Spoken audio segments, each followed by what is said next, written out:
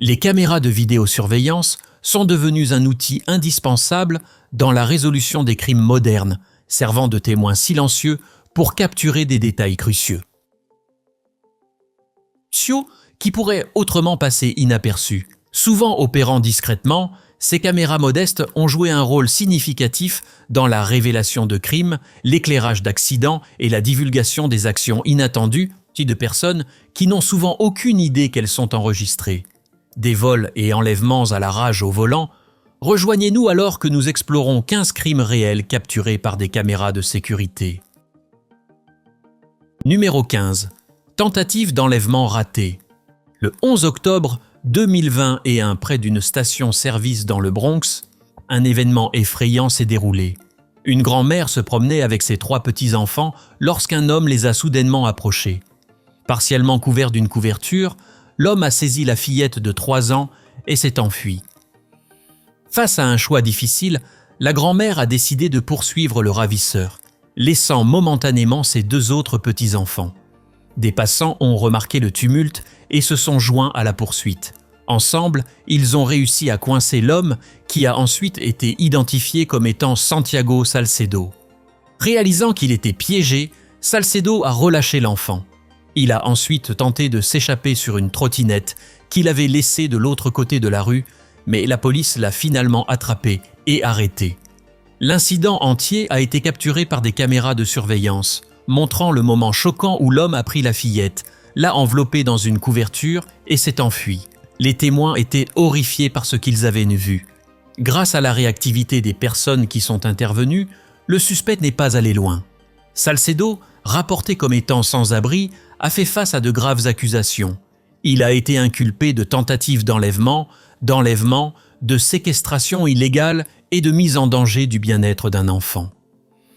Alors qu'il était escorté depuis le 45e commissariat dans le Bronx, le sourire dérangeant de Salcedo contrastait fortement avec la gravité de la situation. La réponse rapide et le courage de ceux présents ont évité une tragédie potentielle, soulignant l'importance de la vigilance communautaire et de l'intervention rapide face au danger. Numéro 14. Enlèvement à Philadelphie. En novembre 2014, quelque chose de vraiment effrayant s'est produit à Philadelphie en Pennsylvanie. Une assistante infirmière de 22 ans nommée Karlesha Freeland-Gates rentrait chez elle à pied la nuit lorsqu'un homme l'a soudainement saisie et forcée à entrer dans une voiture garée. L'ensemble de l'incident a été capturé par une caméra de surveillance voisine et tout s'est déroulé en moins d'1 minute. La vidéo montrait Karlesha marchant le long d'une rue à Germantown vers 9h du soir. Un homme vêtu de vêtements sombres et d'une veste à capuche s'est approché d'elle, l'a saisie et l'a poussée dans une voiture garée. Elle s'est battue férocement, criant à l'aide, laissant tomber son téléphone et brisant même une fenêtre pendant la lutte. L'homme est ensuite parti en voiture avec Karlesha à bord. Les personnes qui ont vu la vidéo étaient choquées et bouleversées par cet enlèvement violent. La police de Philadelphie a rapidement diffusé la vidéo au public, demandant de l'aide pour retrouver Karlesha. Ils ont offert une récompense de $10 000 pour toute information pouvant aider à la localiser. La vidéo s'est rapidement propagée sur les réseaux sociaux et dans les médias, générant une préoccupation et une sympathie généralisée. Les spectateurs ont reconnu la voiture comme étant une Ford Taurus, ce qui a aidé la police dans sa recherche. La police a minutieusement analysé la vidéo et a remarqué que l'homme boitait, ce qui les a aidés à l'identifier. En raison de la couverture médiatique extensive, les autorités ont localisé et arrêté le ravisseur Delvin Barnes. Après quelques jours, Karlesha a été retrouvée saine et sauve et Delvin Barnes a été accusé d'enlèvement. Le père de Karlesha a exprimé sa fierté envers elle pour avoir sympathisé avec son ravisseur afin de se protéger. Malgré l'expérience traumatisante, Karlesha se remet bien. Cette affaire a démontré comment le partage d'informations à grande échelle et la coopération communautaire peuvent conduire à une résolution rapide. Numéro 13. Incident de rage au volant. Le 21 juin 2021, un incident de rage au volant en Floride a pris une tournure dangereuse lorsqu'il a dégénéré en fusillade capturée par une caméra de tableau de bord. En conduisant sur l'Interstate 95 à Miami, un homme nommé Eric Michael Popper a changé de voie imprudemment, coupant la route à un autre conducteur nommé René Suarez. En réponse, Suarez a klaxonné et a manifesté sa frustration face à la manœuvre de Popper. La tension entre les deux conducteurs a augmenté alors que Suarez s'est mis à coller Popper et a fait des gestes par la fenêtre, intensifiant davantage la situation. Le conflit s'est intensifié lorsque Suarez a prétendument lancé un objet vers le véhicule de Popper. Se sentant menacé par cette action, Popper a récupéré une arme à feu d'un étui sous son siège. Alors que les deux véhicules étaient pointés côte à côte, Popper a tiré 11 coups en direction de la voiture de Suarez. Heureusement, personne n'a été blessé lors de la fusillade. Les deux conducteurs ont contacté les autorités pour signaler l'incident. La police a arrêté Popper et l'a accusé d'agression aggravée avec une arme mortelle et sa comparution devant le tribunal était prévue pour le 28 avril. Suarez a été accusé de méfaits criminels pour avoir endommagé le véhicule de Popper avec son audience de procès fixée au 28 février. Cet incident met en évidence les dangers de la rage au volant et les conséquences graves de l'escalade des conflits en conduisant. La vidéo de la caméra de tableau de bord a suscité des discussions sur l'importance de maintenir son calme sur la route et de trouver des moyens plus sûrs pour résoudre les différends. Numéro 12. L'affaire Lauren Cox. Le 21 septembre 2020, quelque chose de terrible est arrivé à Lauren Cox. Après avoir passé du temps avec ses amis et pris quelques verres, elle rentrait chez elle à pied lorsqu'elle a rencontré un homme de 24 ans nommé Azam Mangori. Des caméras ont capturé Mangori suivant Lauren pendant assez longtemps avant qu'il ne lui parle enfin. Il l'a d'une manière ou d'une autre convaincu de revenir à son appartement et malheureusement, ce fut la dernière fois que quelqu'un n'a vu Lauren vivante. Au cours des 2 jours suivants, les amis de Lauren ont commencé à s'inquiéter parce qu'elle agissait de manière très étrange sur Facebook, disant même qu'elle avait déménagé dans un endroit appelé Plymouth. Le 23 septembre 2020, ses amis ont décidé de signaler sa disparition et les recherches pour la retrouver ont commencé. La police a trouvé une vidéo de Lauren avec Mangori, ce qui les a conduits directement à lui. Lorsque la police a arrêté Mangori le 8 septembre, il a tenté de mentir sur son identité en disant qu'il était sans abri. Plus tard, il a admis qu'il venait d'Irak et qu'il avait fui ses parents stricts parce qu'il se sentait différent des autres là-bas. Cependant, la police a découvert qu'il n'était pas honnête. Il avait enregistré un moment privé avec Lauren, ce qui contredisait ce qu'il avait dit auparavant. Mangori a admis qu'il était attiré à la fois par les garçons et les filles, et il s'est avéré qu'il avait également été en contact avec des escortes masculines et féminines avant la mort de Lauren. Après l'avoir arrêté, la police a fait une découverte sinistre. Ils ont trouvé des parties du corps de Lauren derrière l'appartement de Mangori et dans une zone forestière appelée Tin Pit Hill. Son corps avait été démembré et parce qu'il avait commencé à se décomposer, les médecins ont eu du mal à déterminer exactement comment elle est morte. Un indice suggérait que quelque chose, comme un t-shirt, aurait pu bloquer sa respiration. Il y avait 2 versions de ce qui s'est passé lorsque Lauren est morte. La police était convaincue que Mangori avait planifié de lui faire du mal. Ils ont même trouvé des vidéos de lui faisant des choses étranges après sa mort, comme rechercher en ligne comment creuser une tombe. Mangori, de son côté, a dit que tout était un accident.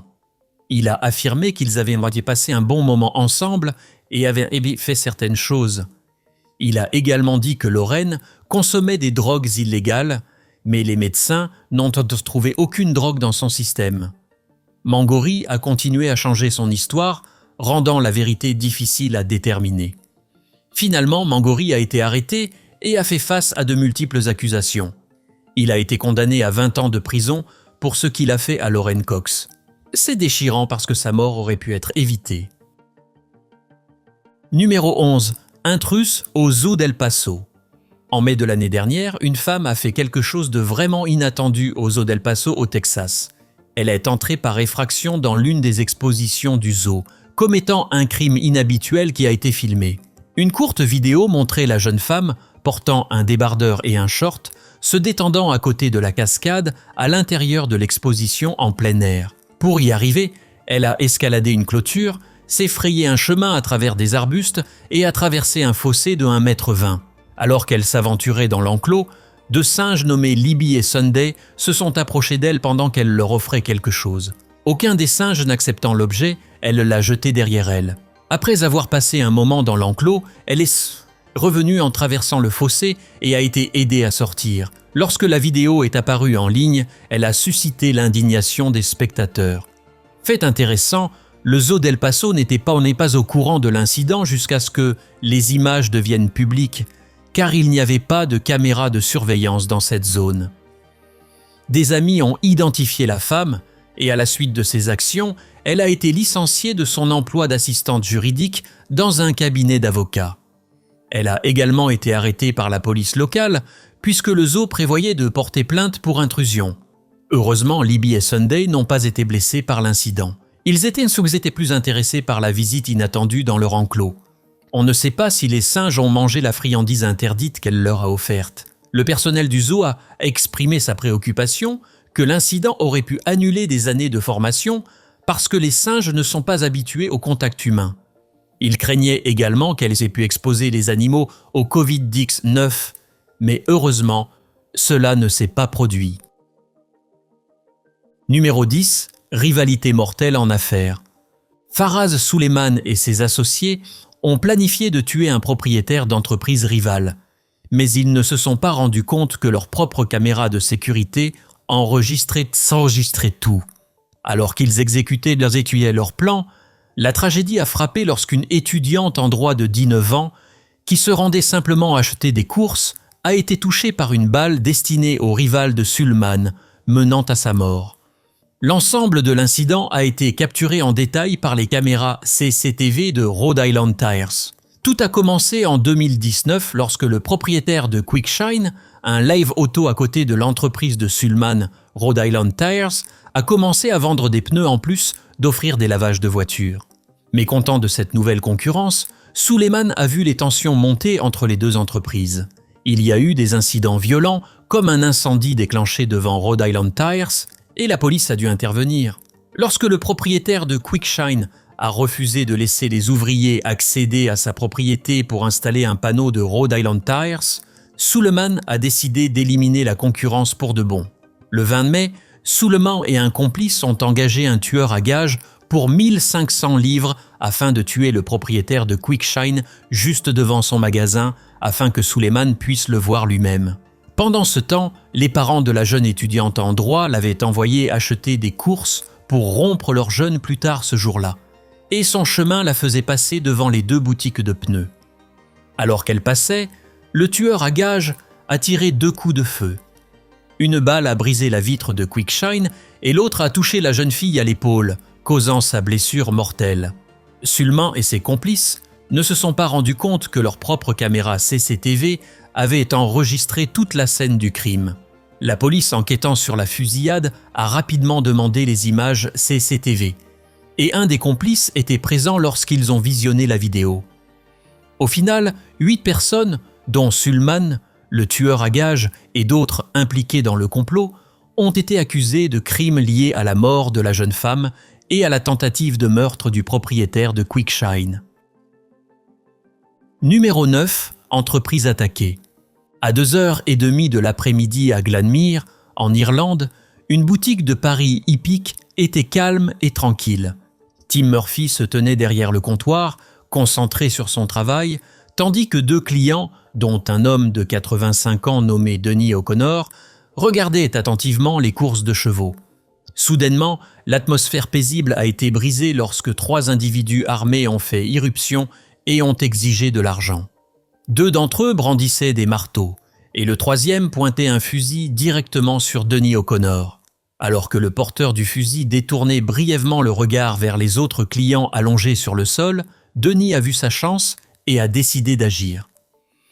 Au lieu d'essayer de s'échapper, il a choisi d'aider le travailleur qui était menacé par les voleurs.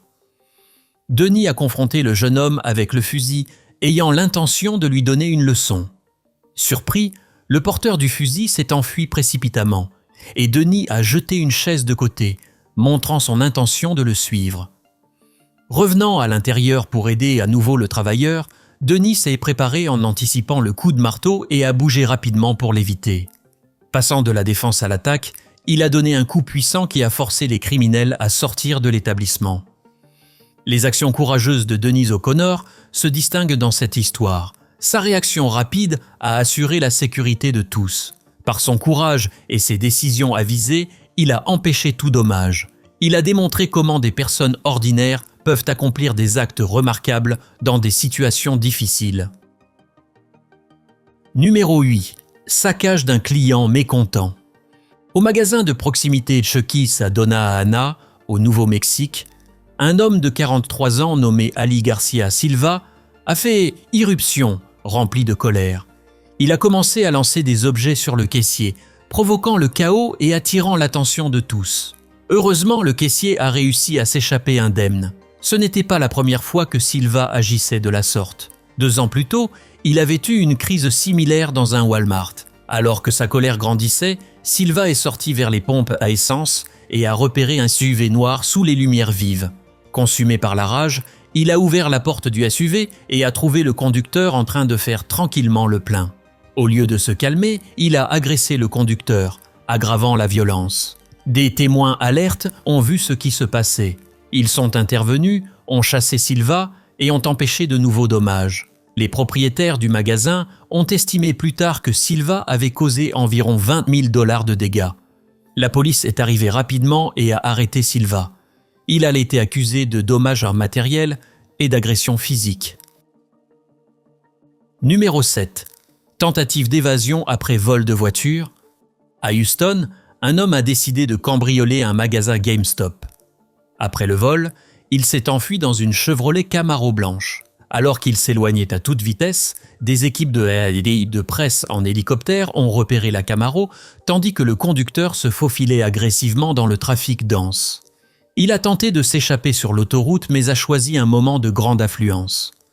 Conduisant sur la bande d'arrêt d'urgence, il a fini par être complètement bloqué dans le bouchon. Réalisant que se trouver hors d'une voie de circulation était suspect, il a peut-être espéré se fondre dans le trafic puisque les Camaro blanches ne sont pas extrêmement rares. Cependant, des hélicoptères planaient au-dessus, surveillant ses mouvements. La présence des hélicoptères rendait son évasion extrêmement difficile. De nombreux hélicoptères de la police sont équipés de caméras infrarouges, rendant l'évasion presque impossible même la nuit.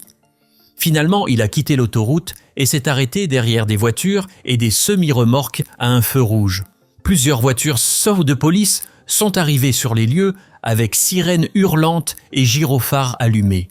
Il est resté assis dans sa Chevrolet pendant un moment avant de finalement se rendre à la police. On peut supposer qu'il a réalisé qu'ils étaient au courant de sa localisation. Numéro 6. Policier ravisseur. Le soir du 3 mars 2021, Sarah Everard, une cadre marketing de 33 ans, a disparu après avoir quitté la maison d'une amie à Londres. La dernière fois que les caméras l'ont aperçue, elle traversait Clapham Common pour Wayne Couzens, qui était officier au sein de la police métropolitaine, a abusé de son autorité pour la kidnapper. Les caméras des bus ont capturé sa voiture de location s'approchant de Sarah. Faisant semblant de faire respecter les règles de confinement du Covid-19, il lui a montré une fausse carte de mandat, lui a passé les menottes et l'a emmenée. Il l'a conduite jusqu'au Kent où, le 4 mars, il a mis fin à ses jours. Il l'a étranglé et a dissimulé son corps dans une zone boisée qu'il possédait. Couzens a tenté d'induire les autorités en erreur, mais ses efforts n'ont pas fonctionné. La police l'a arrêté le 9 mars. En juin, il a plaidé coupable d'enlèvement, de viol et de meurtre. Le tribunal l'a condamné à la prison à vie. Cette affaire a exposé des défaillances dans les procédures policières, entraînant des appels à la réforme et à la responsabilité. La commissaire de la police métropolitaine, Cressida Dick, a démissionné après l'incident. La tragédie a suscité des discussions sur la sécurité et les violences basées sur le genre. L'histoire de Sarah Everard met en évidence le besoin urgent de justice, de responsabilité et de changement sociétal pour rendre les communautés plus sûres et aborder les problèmes systémiques. Numéro 5. Confrontation avec un voleur de voiture. Le 5 août 2021, un homme nommé Jeff est retourné à sa voiture garée tard dans la nuit et a découvert une femme qu'il ne connaissait pas essayant de la démarrer. Lorsqu'il l'a confrontée, il a commencé à enregistrer la rencontre avec la caméra de son téléphone. La femme a affirmé que son amie lui avait dit qu'elle pouvait emprunter leur voiture et qu'elle avait confondu la voiture de Jeff avec la leur. Jeff a souligné qu'elle essayait de casser sa colonne de direction.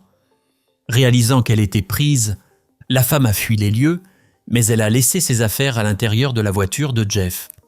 Elle a tenté de récupérer ses objets, mais Jeff a refusé de la laisser remonter dans la voiture et a continué à filmer. Il lui a conseillé d'appeler la police si elle avait besoin de ses affaires. Après qu'elle se soit enfuie, Jeff a conservé ses effets personnels. Soupçonnant que ce n'était pas son premier vol, il a découvert des preuves d'autres crimes. Il a accédé à son téléphone et a appris que son nom était Elizabeth Cook. Jeff a partagé les images de Cook tentant de pénétrer dans sa voiture sur les comptes de réseaux sociaux de celle-ci et a copié le contenu de son téléphone. Ses objectifs initiaux étaient de tenir Cook responsable de ses actions et d'aider les victimes à récupérer leurs biens volés. Il a rendu les cartes d'identité et les cartes de crédit qui avaient été laissées dans sa voiture à leur propriétaire légitime. Alors que Jeff examinait davantage le contenu du téléphone, il a découvert des informations plus troublantes. Cook avait enregistré une vidéo le 1er janvier 2021 au sujet d'un homme nommé Bobby Phillips, qu'elle prétendait avoir rencontré quelques jours plus tôt. Bobby venait d'être libéré de prison. Cook a dit qu'il avait été en prison pour meurtre, mais les journaux locaux n'ont trouvé que des dossiers de crimes moins graves comme le cambriolage et les infractions routières. La vidéo a été enregistrée le jour où Bobby est mort. Depuis la libération de Bobby de prison, lui et Cook vivaient dans la même maison. Le jour du Nouvel An, les services d'urgence ont été appelés à leur domicile et ont trouvé Bobby avec un pouls par un cas faible. Cook leur a ordonné d'arrêter de tenter de sauver sa vie. Elle a affirmé qu'il lui avait donné une procuration et qu'il ne voudrait pas être réanimé. Le médecin légiste a déterminé qu'il avait une condition cardiaque causée par l'utilisation de drogues illégales et sa mort a été considérée comme un accident. Dans les jours précédant la mort de Bobby, Jeff a trouvé des images de documents sur le téléphone de Cook qui avaient été téléchargés sur le cloud. Ces documents comprenaient le numéro de sécurité sociale de Bobby et un testament nommant Cook comme seul bénéficiaire. Le testament avait été modifié quelques jours plus tôt. Cook a été arrêté pour suspicion de cambriolage et d'infractions liées à la drogue. La police enquête actuellement pour déterminer si elle était impliquée dans la mort de Bobby Phillips ou si le changement récent de son testament n'était qu'une coïncidence. Numéro 4. Poignardé à cause des bonnes manières. Le 20 septembre, vers 11h30 du soir à Gowanus, Brooklyn, un homme de 37 ans nommé Joan Nunez a tenu la porte d'un magasin pour un autre homme, Edwin Pedrosa, âgé de 42 ans. Cependant, Pedrosa est entré dans le magasin sans dire merci. Nunez a fait une remarque sur le manque de manière de Pedrosa, ce qui a conduit à une dispute entre eux. Les images de surveillance montrent Nunez habillé en blanc et Pedrosa s'engageant dans une bagarre à l'intérieur du magasin. Pedrosa semble pousser Nunez contre un mur tandis que Nunez lève les mains. Le conflit a dégénéré et ils ont tous deux quitté le magasin. Dehors, la confrontation s'est encore intensifiée. Pedrosa aurait sorti un couteau et poignardé Nunez à l'estomac et au cou. Il a ensuite fui les lieux sur une bicyclette électrique. Nunez a été transporté à l'hôpital le plus proche, mais malgré les efforts médicaux, il est décédé de ses blessures le lendemain. La police a arrêté Pedrosa à Brooklyn. Les autorités l'ont accusé d'homicide involontaire et de possession d'une arme illégale. Numéro 3. Caissier intrépide.